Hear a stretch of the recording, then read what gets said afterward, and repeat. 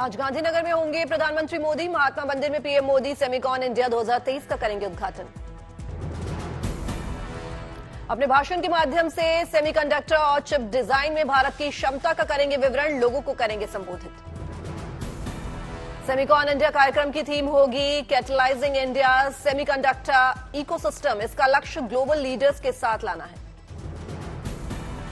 ये भारत की सेमीकंडक्टर रणनीति और नीति को प्रदर्शित करता है। भारत को सेमीकंडक्टर डिजाइन में विकास की ओर अग्रसर करता है। सेमिकॉन इंडिया कार्यक्रम में देश दुनिया की कई बड़ी कंपनियां लेंगी हिस्सा।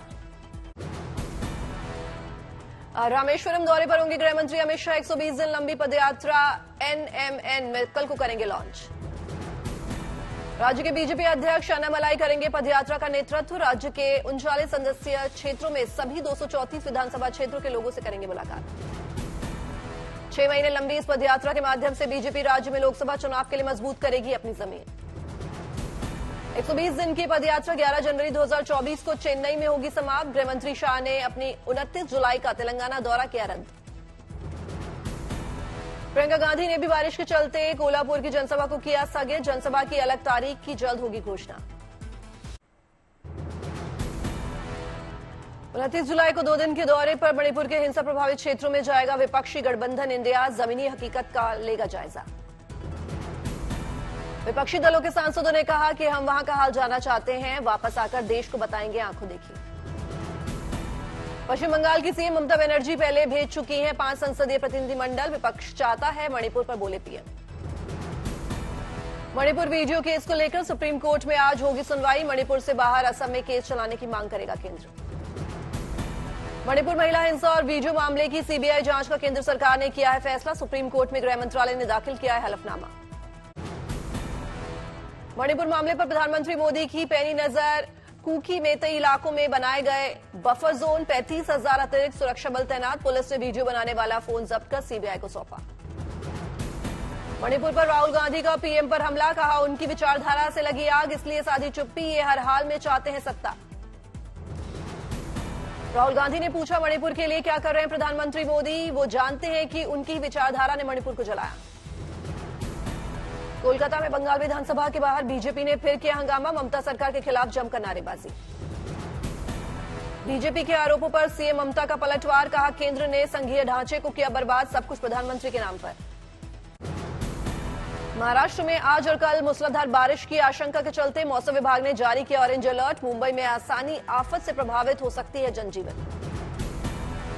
महाराष्ट्र के अलग अलग हिस्सों में बाढ़ के खतरे को देखते हुए प्रशासन ने उठाए जरूरी कदम। एनडीआरएफ के जवानों को किया गया तैनात। पालघर और ठाणे में मौसम के रौद्र रूप को देखते हुए आज सभी स्कूल कॉलेज रहेंगे बंद। प्रशासन ने जारी किए निर्देश। तेलंगाना में जारी बारिश का प्रकोप, आज और कल के लिए मौसम विभाग ने जारी किया ऑरेंज अलर्ट। तेलंगाना में मौसम के तीखे तेवर को देखते हुए पूरी तरह से अलर्ट मोड पर सरकार और प्रशासन किए जा रहे हैं परिस्थिति से निपटने के इंतजाम। हिंगोली में बारिश और बाढ़ से बिगड़े हालात, घरों में घुसा बाढ़ का पानी। सोलन की अश्विनी नदी ने धारण किया विकराल रूप, तेज बहाव में अपने साथ कुछ भी ले जाने को आमादा है नदी। पुणे मुंबई एक्सप्रेसवे पर हुआ भूस्खलन, घंटों की मेहनत के बाद शुरू करवाया जा रहा है यातायात। ठाणे में भूस्खलन के चलते गिर गए 4 मकान, खाली करवाए गए 40 से 50 घर।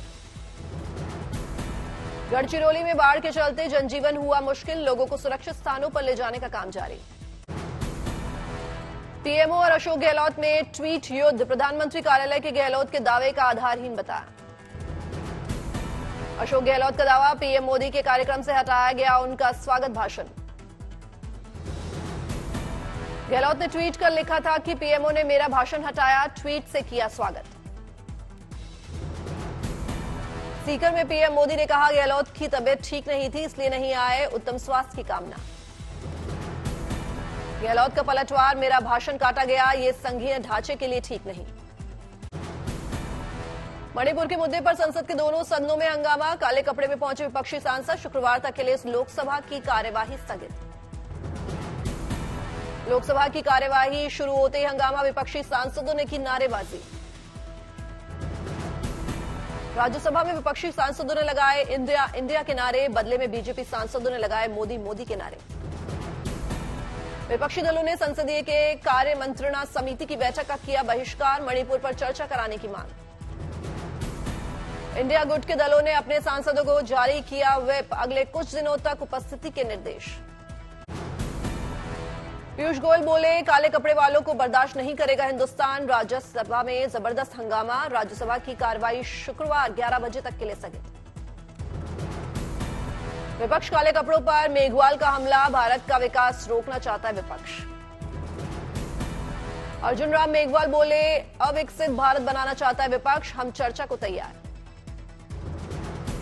प्रहलाद जोशी बोले, काले कपड़ों से कुछ नहीं होगा, आगे इन्हें काले कपड़े में ही घूमना होगा।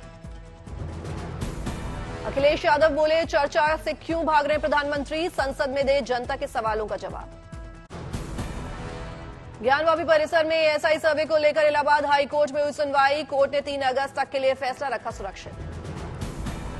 3 अगस्त से पहले एएसआई नहीं कर सकेगा ज्ञानवापी परिसर में सर्वे, तब तक हिंदू पक्ष को करना होगा कोर्ट के फैसले का इंतजार।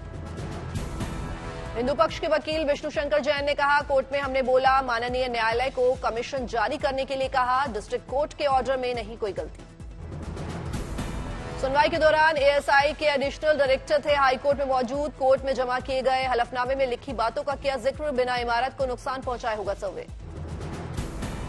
मुस्लिम पक्ष ने कोर्ट में एएसआई सर्वे को लेकर दी दलील, कहा कमीशन जारी किया गया तो ज्ञानवापी मस्जिद को पहुंचेगी क्षति। नोएडा में पुलिस ने हवाला कारोबारी गिरोह के सदस्य को किया गिरफ्तार, आरोपी के पास से 45 लाख रुपए बरामद। जोधपुर में ज्वेलर्स से मांगी गई 5 लाख की रंगदारी, पैसे न देने पर जान से मारने की दी धमकी, पुलिस कर रही मामले की जांच। बसपा के पूर्व सांसद अफजाल अंसारी को गैंगस्टर एक्ट में मिली बेल, जेल से निकलकर पहुंचे गाजीपुर के आवास पर। रायबरेली में निजी अस्पताल के लाइसेंस को सीएमओ ने किया निरस्त, छोटे बच्चे के इलाज में की थी लापरवाही। बालासोर में पेपर लीक में मामले में पुलिस ने बड़ी कार्रवाई की, पुलिस ने इस मामले से जुड़े 17 लोगों को किया गिरफ्तार।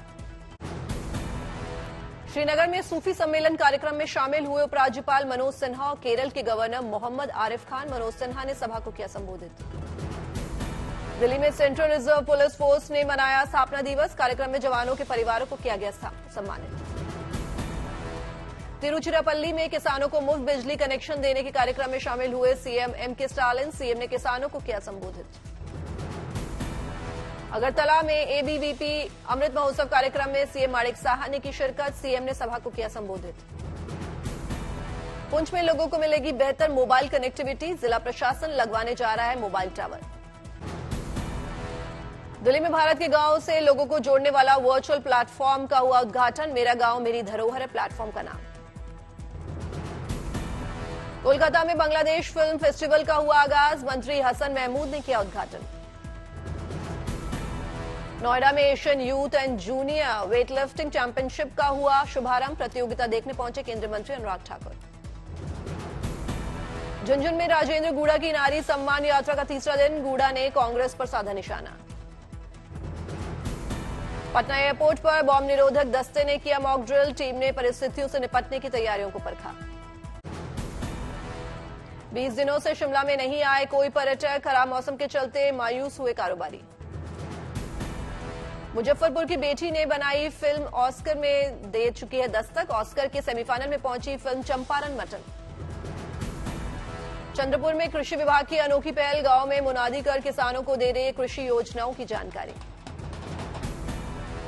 धौलपुर मेडिकल कॉलेज के उद्घाटन समारोह में शामिल हुए बीजेपी नेता शोभा रानी कुशवाहा, कार्यक्रम में सभा को किया संबोधित। अमरावती में आंध्र प्रदेश के राज्यपाल अब्दुल नजीर ने रोबोटिक उत्कृष्टता केंद्र का किया उद्घाटन, सभा को किया संबोधित। फारूक अब्दुल्ला का पीएम मोदी के दावे पर तंज, कहा भारत विश्व की तीसरी अर्थव्यवस्था नहीं फर्स्ट इकोनॉमी बनेगा। नेशनल कॉन्फ्रेंस नेता अमर अब्दुल्ला का बीजेपी पर निशाना, कहा अगर जम्मू कश्मीर में हुए विधानसभा चुनाव तो बीजेपी नहीं जीत पाएगी 10 सीट। राष्ट्रीय लोक जनता दल के अध्यक्ष उपेंद्र कुशवाहा ने सीएम नीतीश को कहा तानाशाह, बोले कटिहार की घटना दिलाती है इमरजेंसी की याद। बिहार में ट्रांसफर पोस्टिंग के फैसले पर नीतीश के रोक लगाने पर बोले बक्सर के कांग्रेस एमएलए मुन्ना तिवारी, विधायकों को सिफारिश नहीं चाहिए इसलिए मुख्यमंत्री ने किया रद्द। दरभंगा में शुक्रवार से 30 जुलाई शाम 4 बजे के लिए इंटरनेट सेवा बंद। असामाजिक तत्वों के सांप्रदायिक माहौल बिगाड़ने की कोशिश के लिए किया गया फैसला। मॉरिशस में स्थापित होगी जयपुर के मूर्तिकार की बनाई महाराणा प्रताप की प्रतिमा। मॉरिशस के पीएम करेंगे अनावरण। दिल्ली के प्रगति मैदान में गिफ्ट एक्सपो का शुभारंभ। उद्घाटन के दौरान सांस्कृतिक कार्यक्रम का हुआ आयोजन। गिफ्ट एक्सपो में 3 दिन तक करेंगे खरीदारी। 20,000 से ज्यादा प्रोडक्ट की लगी प्रदर्शनी। 500 से ज्यादा लोगों ने लिया हिस्सा। Corporate gift, community gift, event में दिए जाने वाले गिफ्ट समेत त्योहारों में दिए जाने वाले तोहफों के काउंटर काफी किफायती दामों में उपलब्ध गिफ्ट प्रोडक्ट्स। 1990 के बाद पहली बार श्रीनगर के लाल चौक पर निकला मुहर्रम का जुलूस। आतंकवाद की वजह से 33 साल से लगी थी पाबंदी। आर्थिक रिसर्च विभाग की एसबीआई इको रैप का अनुमान साल 2027 में 2 साल पहले ही भारत बनेगा दुनिया की सबसे बड़ी तीसरी अर्थव्यवस्था। ईटानगर में आई फ्लू के बढ़ते खतरे को लेकर प्रशासन का बड़ा फैसला। 29 जुलाई तक नर्सरी से 8वीं कक्षा तक सभी स्कूल रहेंगे बंद। जयपुर में राजस्थान के सीएम अशोक गहलोत ने Indira Gandhi gas cylinder subsidy योजना के लाभार्थियों से की बातचीत। कहा सरकार कई और योजनाओं पर कर रही है काम। देहरादून में उत्तराखंड के सीएम पुष्कर सिंह धामी ने नेपाल के डेलीगेट से की मुलाकात। कई मुद्दों पर की बातचीत। असम के सीएम हिमंता बिस्वा शर्मा पहुंचे बोगई गांव। लोगों ने फूल बरसाकर किया भव्य स्वागत। अमरनाथ यात्रा में पिछले साल का टूटा रिकॉर्ड। 3,69,000 श्रद्धालु पहुंचे बाबा बर्फानी के दरबार। मुंबई में सड़क पर बने गड्ढे को लेकर एमएनएस का अनोखा प्रदर्शन। कार्रवाई न होने पर पूरे महाराष्ट्र में आंदोलन की धमकी। लखनऊ में विश्व रोबोटिक्स चैंपियनशिप का आगाज। यूपी के मुख्यमंत्री योगी आदित्यनाथ ने वर्चुअली लिया हिस्सा। पुडुचेरी के गृह मंत्री ए नस्विसिवेयम ने पुलिस मुख्यालय में कानून व्यवस्था पर अधिकारियों के साथ की बैठक। कानून व्यवस्था सख्त करने के दिए निर्देश। हैदराबाद के दौरे पर भीम आर्मी के संस्थापक चंद्रशेखर आजाद एमएलसी के कविता के साथ की मुलाकात। रूसी सेना का ज़पोरिज़िया में बड़ा हमला। इस बीच दोनेत्स्क इलाके में भी बड़ी सफलता का दावा। यूक्रेनी खुफिया एजेंसी ने बीते साल क्रीमिया ब्रिज पर हुए हमले की बात को किया स्वीकार। खुफिया एजेंसी के प्रमुख के मुताबिक यह हमला यूक्रेन की खुफिया एजेंसी ने किया था। रूस और अफ्रीकी यूनियन की सेंट पीटर्सबर्ग में हुई बड़ी बैठक। राष्ट्रपति पुतिन ने कहा खाद्य मामले में रूस बना रहा है अफ्रीकी देशों का भरोसेमंद सप्लायर। अफ्रीकी देशों को रूसी राष्ट्रपति पुतिन ने दिया बड़ा तोहफा। रूस बनेगा अफ्रीका का सबसे बड़ा सप्लायर। साथ ही पुतिन बोले रूस अफ्रीका के 6 बेहद गरीब देशों को मुफ्त में देगा अनाज। युद्ध के बीच यूक्रेन के निप्रो शहर पहुंचकर राष्ट्रपति जेलेंस्की ने जाना सैनिकों का हाल। यूक्रेनी राष्ट्रपति ने फ्रंटलाइन को मजबूत करने के साथ सैन्य सप्लाई को बनाए रखने के लिए जानकारी। किम जोंग उन ने रूसी रक्षा मंत्री सिर्गई शेगु को दिखाई उत्तर कोरिया के सबसे आधुनिक हथियार। रूस के रक्षा मंत्री के लिए लगी प्रदर्शनी कई मायनों में है खास। अमेरिकी रक्षा मंत्री लॉयड ऑस्टिन पहुंचे ऑस्ट्रेलिया। दोनों देशों के बीच रक्षा सहयोग बढ़ाने पर होगी बात। तूफान और तेज हवाओं के कारण फिलीपींस में हुआ बड़ा हादसा। दर्जनों लोगों के ले जा रही है नाव पलटी। डॉक्सुरी तूफान ने बढ़ाई ताइवान की चिंता। 191 किलोमीटर प्रति घंटा की रफ्तार से चल रही हवाएं। तूफान के कारण 100 अंतर्राष्ट्रीय उड़ानों को किया गया रद्द। सीरिया के तटीय क्षेत्र में मौजूद जंगलों में लगी भीषण आग। कई किलोमीटर दूर से दिखाई दे रही है आग की लपटें।